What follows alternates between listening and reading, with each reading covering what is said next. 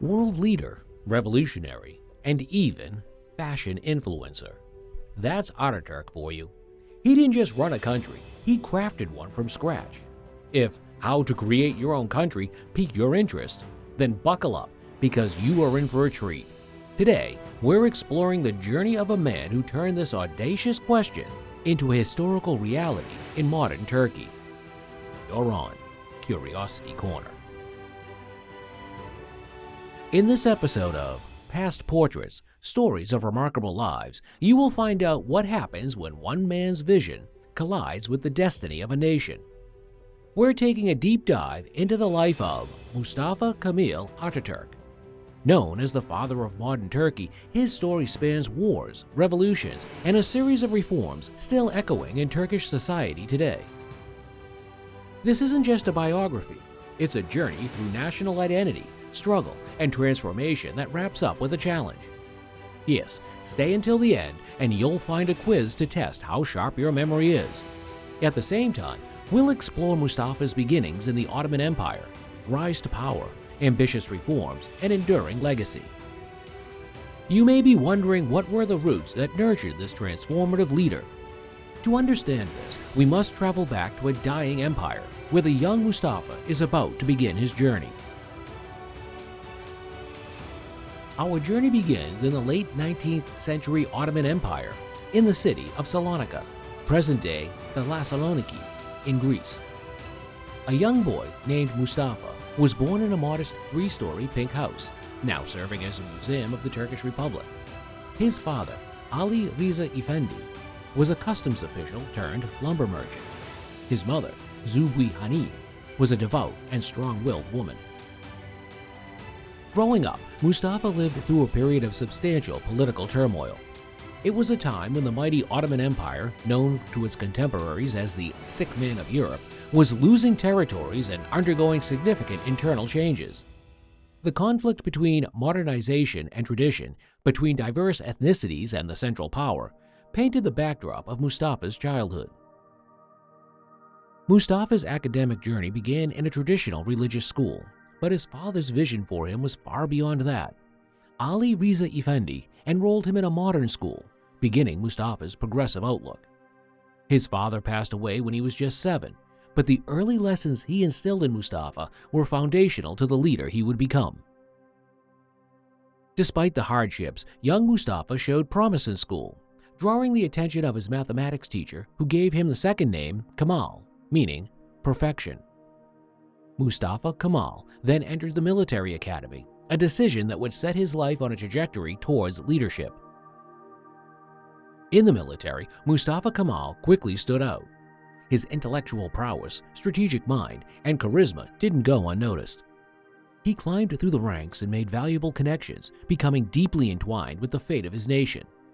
But his time in the military was not only about discipline and strategy. It was here, amid the pages of military textbooks and the scent of gunpowder, that Ataturk conceived a vision of a new and different future for his country. The fire of revolution was kindling inside him, but he couldn't know that soon he would face a challenge that would bring him to the forefront of a nation's consciousness in a place called Gallipoli. As the clouds of World War I darkened the skies of Europe, the Ottoman Empire found itself drawn into the conflict on the side of the Central Powers. Its strategic location, with control over the straits connecting the Black Sea to the Mediterranean, made it a prime target for the Allies, who planned a naval assault to secure a route to their Russian allies. The young Ottoman colonel, Mustafa Kemal, was stationed in the peninsula of Gallipoli when the Allies attacked in 1915. This campaign, also known as the Battle of Çanakkale, would be a bloody and arduous conflict, remembered as one of the deadliest battles of the Great War. Ataturk, leading the 19th Division, was tasked with defending the ridges of Gallipoli against an advancing Anzac forces. Despite being vastly outnumbered and undersupplied, his soldiers held the line, managing to stop the enemy's progression. It was during this battle that Ataturk famously ordered his troops, "I don't order you to attack, I order you to die. In the time it takes us to die, other troops and commanders can come and take our place." The Gallipoli campaign lasted 8 long months. Although it was ultimately a victory for the Ottoman Empire, it came at a tremendous cost. Around 250,000 Ottoman soldiers were killed, wounded, or missing in action. But amid the tragedy of war, Ataturk emerged as a hero and a beacon of hope for the troubled empire. His leadership during the battle earned him not only recognition, but also a deep-seated respect from his troops and the nation.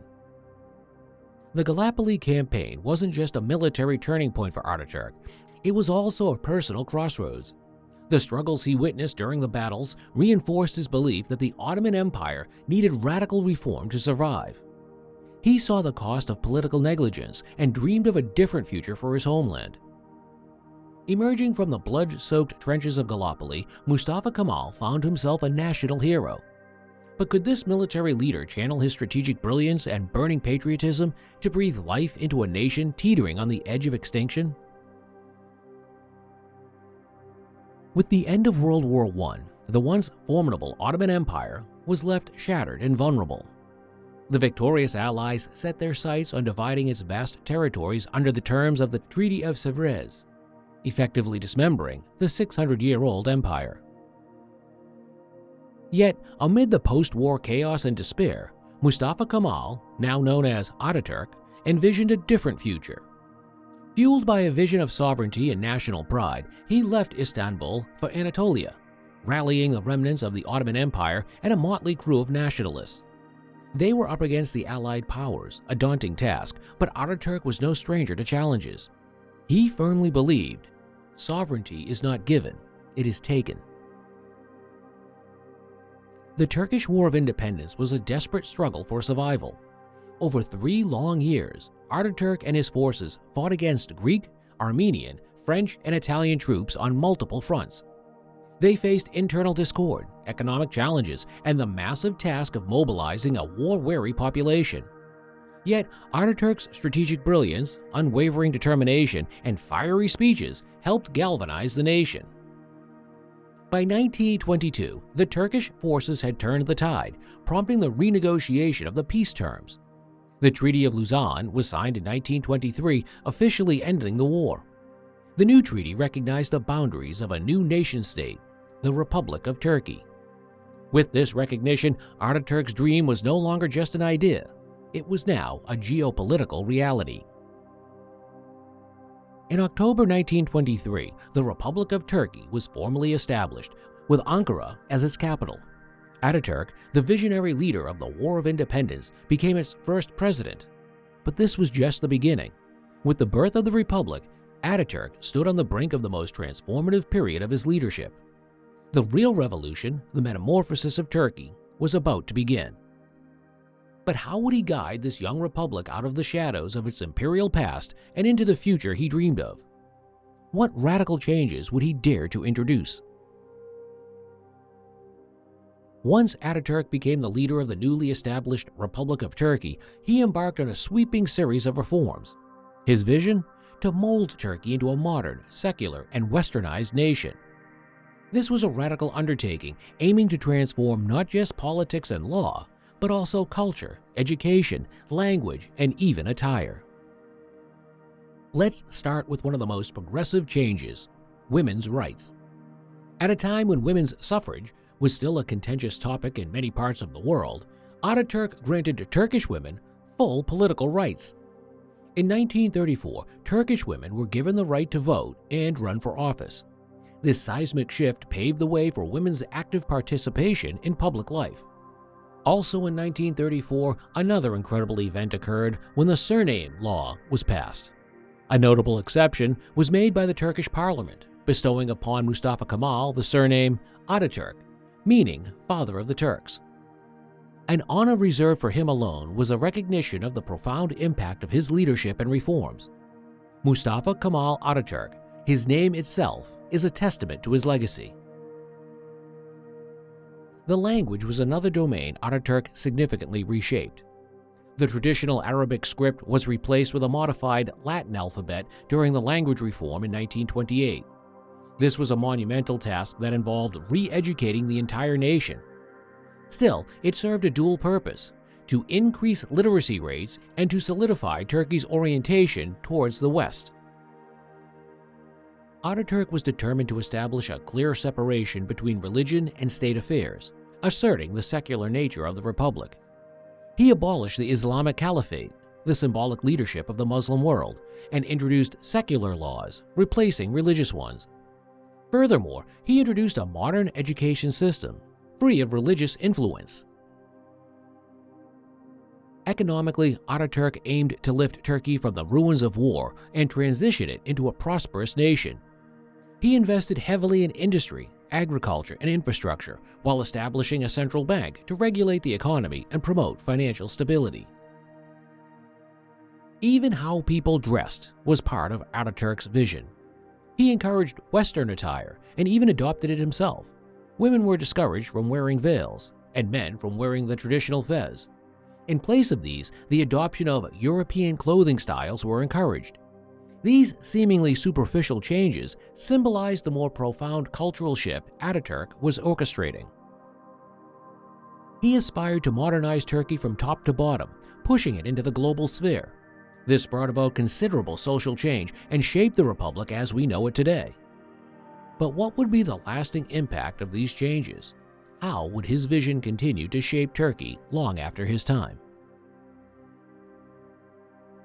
Ataturk passed away on November 10, 1938, but his influence on Turkey and its place in the world continues to be felt. His legacy is omnipresent, from the numerous statues and memorials scattered across the country to his face on the Turkish lira. Ataturk's presence is a constant reminder of the transformation he led. In the cities of Turkey, especially Istanbul and Ankara, the impact of Ataturk's reforms can be seen and felt. The bustling streets, modern buildings, and thriving businesses reflect the prosperity that Ataturk envisioned for his nation. The inclusion of women in politics and public life, the prevalence of the Latin alphabet, and the secular education system are all lasting reminders of Ataturk's transformative vision. Look around, and you'll see men and women dressed in Western clothing, a norm established by Ataturk. Despite the country's deep-rooted Islamic tradition, the republic's secular nature continues to be upheld, reinforcing the principles of separation between state and religion that Ataturk advocated. Ataturk's principles and reforms are crucial to the curriculum in Turkish classrooms, underscoring the national identity and uniting the diverse population under a shared history. Ataturk's words continue to resonate, often quoted in political and societal discourses. His speeches and writings, particularly his Address to Turkish Youth, underscore his faith in the future generations to uphold the republic's values and principles. Even today, Ataturk's principles continue to guide Turkey's domestic and foreign policy. One of his most powerful quotes, "Peace at home, peace in the world," has been a motto and a guiding principle of Turkey's approach to its internal affairs and relations with the rest of the world. But Ataturk's legacy is not without controversy.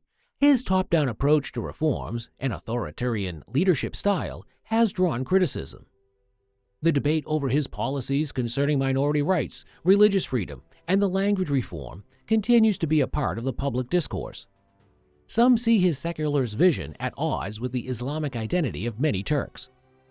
Yet, no matter where you stand, it's clear that Ataturk's influence on Turkish society is profound and continues to shape its path. You better be ready for our quiz about Mustafa Kemal Ataturk's story, one of resilience, vision, and transformation. His journey from a military officer in the Ottoman Empire to the leader of a new republic and the architect of a sweeping cultural revolution is a testament to his strategic brilliance and determination. Yet, it also raises challenging questions about national identity, progress, and the price of modernization. It's these questions that continue to reverberate in modern Turkey. Now, let's see how well you've been paying attention. It's quiz time. Let's see if you can put this puzzle together. Piece 1. What does the name Ataturk mean in Turkish? A. Father of the Turks. B. Son of the Ottomans. C. Leader of the Republic. D. Founder of Istanbul. Piece 2. At which battle did Ataturk famously say, "I don't order you to fight, I order you to die"? A. Battle of Istanbul. B. Battle of Gallipoli. C. Battle of Ankara. D. Battle of Izmir. Piece 3. Which treaty led to the end of the Turkish War of Independence? A. Treaty of Istanbul. B. Treaty of Sevres. C. Treaty of Lausanne. D. Treaty of Ankara. Piece 4. Which reform made Turkish written in the Latin alphabet instead of Arabic script? A. Law on family names. B. Language reform. C. Education reform. D. Clothing reform. Piece 5. What principle has guided Turkey's domestic and foreign policy as stated by Ataturk? A. War at home, war in the world. B. Peace at home, peace in the world. C. Prosperity at home, prosperity in the world. D. Justice at home, justice in the world. Please take a moment to think about your answers, and when you're ready, let's see how you did. The first set of answers will be pinned in the comments for everyone to see. If you made it this far, you are a legend yourself. Please don't leave us before dropping a historical like. And hey, we've got a little something for you, puzzle lovers out there. Fancy piecing together an iconic portrait of Ataturk bit by bit while uncovering powerful quotes that encapsulate his legacy? Well, you're in luck. We've got a 1,000-piece portrait puzzle featuring his remarkable life just waiting to be solved. You can find the link in the description. A perfect companion for the next time you're settling in for a portrait puzzle quiz. Now, how's that for a challenge? And if you enjoyed our time together painting Ataturk's life, you would love this video we selected for you. What do you think of Ataturk and his enduring influence? Share your thoughts in the comments below. Until we paint again, keep seeking knowledge and stay curious, my friends.